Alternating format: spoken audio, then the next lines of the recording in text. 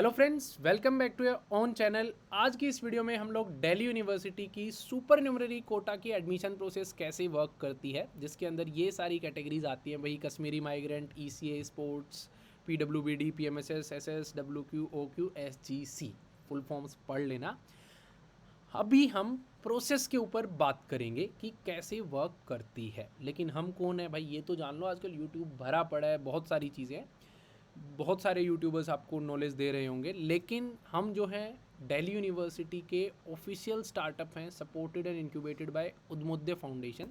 तो जो चैनल पे आपको वीडियो मिलेंगी वो ऑथेंटिक, रिलायबल और ऑफिशियल सोर्सेज से ही आपको मिलेंगी। मैं आपको सारे ऑफिशियल स्क्रीनशॉट्स वगैरह ही दिखाऊंगा, ठीक है। तो चलिए स्टार्ट करते हैं, बाकी बातें बीच में करते रहेंगे हम लोग।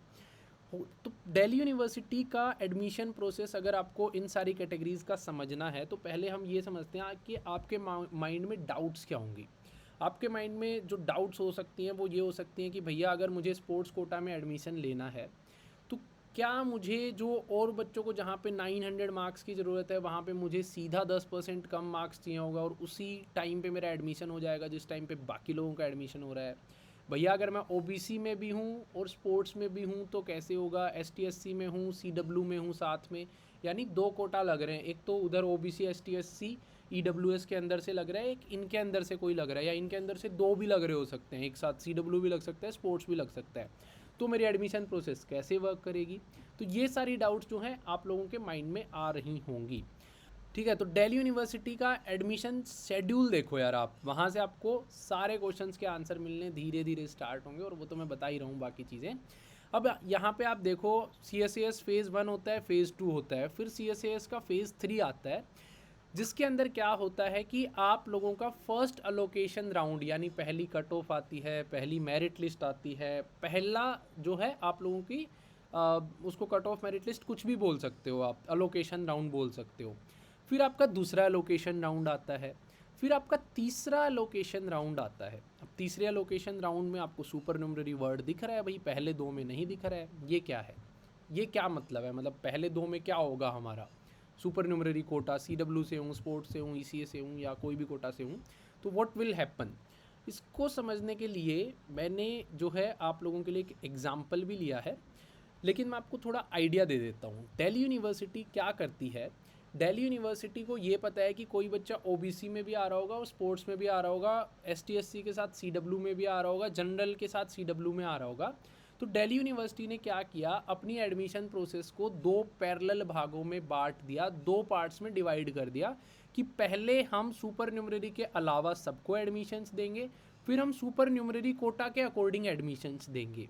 समझना आप, सुपर न्यूमररी के अलावा सबको एडमिशन देंगे। उस सब के अंदर क्या होगा कि आप लोग जो सुपर न्यूमररी में होंगे उनको भी पहले एडमिशन मिलेगा और सुपर न्यूमररी में दोबारा एडमिशन मिलेगा, मतलब दो बार एडमिशन लेने का चांस मिलेगा। ये कैसे वर्क करता है समझो यार। एक विशाल है, विशाल एक लड़का है जो कि ओबीसी कैटेगरी में आता है। तो हमने ये देखा कि पहले दो कट ऑफ लिस्ट आपकी अलग से आती है, फिर तीसरी cut off list supernumerary के लिए आती है।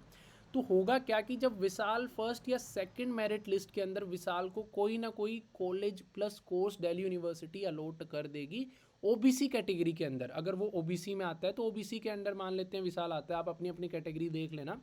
तो विशाल को अभी देखा ही नहीं जाएगा कि विशाल ने सुपर न्यूमररी अप्लाई कर रखा है या नहीं कर रखा। विशाल को कहीं ना कहीं इनके अकॉर्डिंग कॉलेज दे दिया जाएगा, अपनी प्रेफरेंस सीट जो विशाल ने भरी है, जहाँ पे उसकी रैंक आती होगी अपनी कैटेगरी में, कॉलेज में जितने उसके मार्क्स होंगे उसके अकॉर्डिंग विशाल को एक कॉलेज प्लस कोर्स अलॉट हो जाएगा।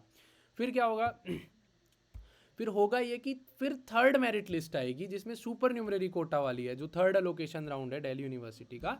इस पे सुपर न्यूमररी कोटा आएगी, ये ऊपर मैं चेंज करना भूल गया तो इसको आप इग्नोर कर देना। उसके अंदर क्या होगा कि दिल्ली यूनिवर्सिटी फिर से विशाल को एक कॉलेज अलॉट करेगी अगर वो अपने सुपर न्यूमररी कोटा के अकॉर्डिंग कहीं ना कहीं मेरिट लिस्ट में आता होगा तो। जैसे कि अब थोड़ा सा ड्यू के एडमिशन प्रोसेस को समझिए कि पहली और सेकंड मेरिट लिस्ट में अगर विशाल को Hansraj college BCom honours allot हो गया है तो विशाल को नीचे वाली प्रेफरेंसेस किसी भी कट ऑफ में अलॉट नहीं हो सकती हैं, कभी भी अलॉट नहीं होंगी विशाल को नीचे वाली। विशाल की प्रेफरेंसेस जो अब उसको अलॉट हो सकती हैं वो सिर्फ और सिर्फ ऊपर वाली प्रेफरेंसेस अलॉट हो सकती हैं। ऐसे वर्क करता है दिल्ली यूनिवर्सिटी का प्रेफरेंस वाला एल्गोरिदम कि मान लो फर्स्ट कट ऑफ में ये अलॉट हो गया, ठीक है, सेकंड कट ऑफ में मान लो ये हो जाता हिंदू बीकॉम ऑनर्स, तो नीचे वाले जो प्रेफरेंसेज बच गए मतलब वो लॉक होते जाते हैं, उनको आप कभी भी आपको इस साल मिलेंगे ही नहीं वो। तो होगा क्या कि मान लो पहली और दूसरी में हिंदू के बीकॉम ऑनर्स में जगह नहीं थी, शहीद सुखदेव के बीएमएस में इसके लिए जगह नहीं थी, एसआरसीसी में इसके लिए जगह नहीं थी, मेरिट में नहीं आया, लेकिन हंसराज के बीकॉम ऑनर्स में मिल गया और नीचे वाली जो प्रेफरेंसेज है वो लॉक हो गई, डेड होगी, कभी नहीं मिल सकती। फिर क्या हुआ, थर्ड कट ऑफ आई, मतलब ये ऊपर थर्ड समझ लेना इसको। तो उसके अंदर क्या हुआ कि ये एक CW कोटा में आता था, फॉर एग्जांपल CW कोटा के अंडर अप्लाई कर रखा था विशाल ने, इसके फादर जो हैं वो आर्म फोर्सेस में थे, वो CW के लिए एप्लीकेबल था। वहाँ के अकॉर्डिंग जो भी इसकी प्रायोरिटी वगैरह का कॉम्बिनेशन देखने के बाद इसको SRCC का बीकॉम ऑनर्स अलॉट हो गया, ठीक है।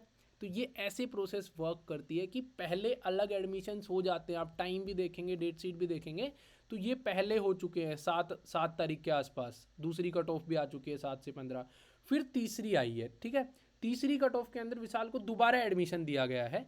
तो अब विशाल के पोर्टल के अंदर आप जब देखेंगे तो दो ऑप्शंस मिलेंगे, एक तो इसका पहले एडमिशन हो रखा होगा, इसने फीस पे भी कर दी होगी, सारी चीज़ें, इसके डॉक्यूमेंट्स भी वेरीफाई हो चुके होंगे इस कट ऑफ के अकॉर्डिंग। देन विशाल के पोर्टल में दूसरा ऑप्शन दिख रहा होगा कि भाई तेरे को CW कोटा वाले के अकॉर्डिंग ये कॉलेज अलॉट हुआ है, SRCC अलॉट हुआ है, पहले तेरे को हंसराज मिला था, लेना है तेरे को, लेना है तो एक्सेप्ट कर ले। तो विशाल फिर वहाँ पे एक्सेप्ट करेगा, फिर से विशाल की पूरी एडमिशन प्रोसेस होगी, फिर से यहाँ पे वेरीफाई करेंगे डॉक्यूमेंट्स एंड पूरा प्रोसेस फिर से होगा, एंड विशाल की पुराने वाली सीट छूट जाएगी, नए वाली सीट मिल जाएगी विशाल को, ठीक है। ऐसे वर्क करता है। लेकिन अब बहुत सारी डाउट है कि भैया अगर हमने सुपर न्यूमररी में अप्लाई कर दिया और नया कहीं नहीं मिल रहा होगा और पुराने वाली जो सीट है फिर उसका क्या होगा। अगर नए जगह कहीं मिल रहा होगा तभी पुरानी सीट जाती है, ऐसे ही पुरानी सीट नहीं जाती है। फिर बच्चों की डाउट ये आती है कि भैया मेरे पास स्पोर्ट्स कोटा के जो हैं वो डॉक्यूमेंट्स हैं स्पोर्ट्स कोटा के, लेकिन मुझे नहीं पता मेरा स्कूल लेवल का है, स्टेट लेवल का है, डिस्ट्रिक्ट लेवल का है, मैं लगाऊं या नहीं लगाऊं। इसका आंसर ये होता है कि यार देखो, दोनों एडमिशन प्रोसेस आपके इंडिपेंडेंट हैं, ये एडमिशन पहले हुए हैं, ये बाद में हुए हैं। अगर आप लगाते हो इसके अंदर तो आपका पहले 2 राउंड में कोई भी नुकसान नहीं होगा, मतलब यहाँ के अकॉर्डिंग जो बेस्ट मिलना होगा वो तो मिल ही जाएगा, एंड फिर यहाँ के अकॉर्डिंग अगर आपका मेरिट या वो सर्टिफिकेट कंसीडर होता है, उसके मार्क्स लगते हैं और आप कहीं ना कहीं मेरिट में आते हो, तभी आपका यहाँ से एडमिशन फिर यहाँ पे ट्रांसफ़र होगा, नहीं तो नहीं होगा। मतलब नुकसान नहीं है कोई भी। CW के अंडर, स्पोर्ट्स के अंडर, ECA के अंडर या जितनी भी ये कैटेगरीज़ हैं, इनको अप्लाई करने का कोई नुकसान नहीं है। ये एक एक्स्ट्रा मौका मिलता है आपको, आपके कॉलेज को जो एग्जिस्टिंग मिलेगा उसको अपग्रेड करने का, ठीक है। तो एक्स्ट्रा चांस होता है आपके पास अलग से, जो आपकी ये OBC वगैरह की कैटेगरीज, इन सारी कैटेगरीज के अलावा एक एक्स्ट्रा चांस होता है अपने कॉलेज को अपग्रेड करने का। काफ़ी बच्चों को ये भी होता है कि पहली कट ऑफ में कहीं एडमिशन नहीं मिलता है, मतलब ये सारी रेड लगा लो आप, नहीं था वो, उसकी मेरिट ही नहीं बनी, उसके मार्क्स ही 300 बनते थे, लेकिन उसका CW के अंडर उसको नॉर्थ कैंपस मिल गया। ये भी हो जाता है कई बार बच्चों को साउथ मिला होता है। CW के अंडर मेरी एक कज़न थी नॉन में, तो उनको साउथ कैंपस में मैत्री मिला था और CW के अंडर उनको नॉर्थ में IPCW कॉलेज अलॉट हो गया। तो ये प्रोसेस ऐसे वर्क करती है, बिल्कुल इंडिपेंडेंट, 2 एडमिशन प्रोसेस चलती हैं इन कोटाज़ के अंदर, ठीक है। अब एक चीज़ और जाननी चाहिए आपको कि जो आपकी डाउट होती है कि भैया हमारा जो है क्या ऐसा होगा कि हमारे कुछ मार्क्स, या काफ़ी बच्चों को लगता है कि कुछ परसेंट मार्क्स हमें कम देने होंगे और हमारा एडमिशन नॉर्मली ST SC वालों के या OBC UR की जो कट ऑफ आती है, EWS की आती है, उसी में हो जाएगा। ऐसा नहीं होता है यार। आप लोग ये समझो कि आपके लिए ना 5% सीटें अलग अलग सुपर न्यूमररी कोटा में रिजर्व्ड हैं। यहाँ पे 5 हैं, यहाँ पे 5 हैं, ऑर्फन कोटा में 2 हैं, सिंगल गर्ल चाइल्ड में हर कॉलेज और कोर्स में 1 सीट है, CW में 3 है, मतलब ये 5% है, कश्मीरी माइग्रेंट में आई थिंक 5% है। अब जो आप लोगों का एडमिशन या आप लोगों के एडमिशन का लड़ाई या आप लोगों के एडमिशन की मेरिट बनती है ना, वो इन बच्चों का कुछ लेना देना नहीं है। इनका एडमिशन हो गया अलग से EWS तक, आप समझो। यहाँ पे फिर आपस में आप लोगों की मेरिट बनती है। मान लो इन 3 सीटों के लिए 30 लोगों ने अप्लाई किया है, तो 30 लोगों की मेरिट बनेगी, इनसे कोई लेना देना नहीं है ना। आप लोगों का जो है मतलब जब आप लोगों का थर्ड राउंड हो रहा होगा उस टाइम की मैं बात बता रहा हूँ, तो यहाँ पे अलग से आप लोगों का कंपटीशन चलेगा, स्पोर्ट्स वालों का स्पोर्ट्स वालों में चलेगा, फिर स्पोर्ट्स वालों की प्रेफरेंस सीट देखी जाएगी, सबकी देखी जाएगी, मार्क्स देखे जाएंगे। तो ये एक पूरी इंडिपेंडेंट प्रोसेस होती है। और आप इसमें ये कर सकते हो कि इधर वाले को भूल जाओ कि इधर वाली सीट्स थी, सिर्फ इधर वाली सीट्स को देखो और यहाँ पे अपनी मेरिट लिस्ट, अपने मार्क्स, अपनी प्रेफरेंस सीट के अकॉर्डिंग अलग से एक इंडिपेंडेंट प्रोसेस वर्क करती है। ठीक है, तो आई थिंक अभी आप लोग समझ गए हो कि भाई ये प्रोसेस वर्क कैसे करती है आप लोगों के एडमिशन्स की। अगर आपको दिल्ली यूनिवर्सिटी से रिलेटेड ऑफिशियल ही इन्फॉर्मेशन चाहिए तो इस चैनल के ऊपर आप देखेंगे कि मैंने सिर्फ ऑफिशियल इन्फॉर्मेशन डाली है, ऑथेंटिक इन्फॉर्मेशन डाली है। और आप चाहते हो कि आपके एडमिशन प्रोसेस सही लाइन पे चले तो भाई चैनल को सब्सक्राइब कर लो, क्योंकि मैं देख रहा हूँ कि कोई दिल्ली में नहीं आया वो दिल्ली यूनिवर्सिटी के बारे में नॉलेज दे रहा है, जो DU में जिसका एडमिशन नहीं हुआ, जो उस प्रोसेस के थ्रू नहीं गया हुआ। और मतलब बहुत सारे कोचिंग वाले मैंने देखे हैं जो बाहर बाहर कहीं भी बैठे हुए हैं ऑल ओवर इंडिया में, वो गलत इन्फॉर्मेशन दे रहे हैं। यार इन्फॉर्मेशन देने में बात नहीं है, लेकिन नेट से कुछ भी निकाल लिया कि एक ने तो बोला था LSR को कट ऑफ में नीचे रख दो प्रेफरेंस सीट में, एक ने ये कर रखा था कि कुछ नॉर्थ कैंपस के कॉलेजेस नेट पे नॉर्थ कैंपस के दिखाता है तो क्या किया उसने क्लब करके भाई चलो डाल दो वो कॉलेजेस, लेकिन उतने प्रिफरेबल नहीं है, उससे पहले और कॉलेजेस अच्छे प्रेफरेंस सीट में आने चाहिए थे। तो जहाँ से भी आप इन्फॉर्मेशन ले रहे हो मेरी यही सजेशन है यार, पहले देख लो जा करके कि वो इन्फॉर्मेशन क्यों दे रहा है। कोई टीचर है चलो वो पढ़ाने में अच्छा हो सकता है, लेकिन उसको जब नॉलेज ही नहीं है, मतलब हम अच्छी नॉलेज उसी चीज़ की दे पाते हैं जिसकी हमारे पास होती है। अगर 10 साल से आप कोई एक सब्जेक्ट पढ़ा रहे हो तो हो सकता है कि उस सब्जेक्ट के अंदर अच्छे हो सकते हैं। हम 5 साल से बच्चों के दिल्ली यूनिवर्सिटी के एडमिशन्स में हेल्प कर रहे हैं, तो हमें पूरा पता है अंदर तक का कि कैसे क्या प्रोसेस वर्क करती है। तो अगर आप चाहते हो कि आपके पास ऑथेंटिक रिलायबल इन्फॉर्मेशन आए और आपका एडमिशन रिजेक्ट ना हो तो सब्सक्राइब कर लो।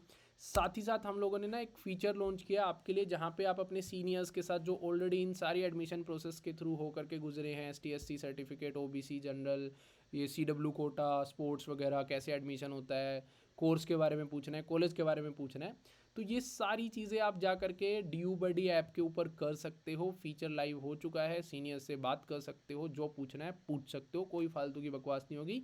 जो ऑलरेडी वहाँ पे जा चुके हैं, जो इस प्रोसेस के थ्रू जो पढ़ रहे हैं, जो आपके सपने को जी रहे हैं, उनसे आप डायरेक्टली कनेक्ट कर सकते हो। तो चलो भाई इस वीडियो को एंड करते हैं। आई होप आपको हेल्पफुल लगी होगी। Thank you, bye bye.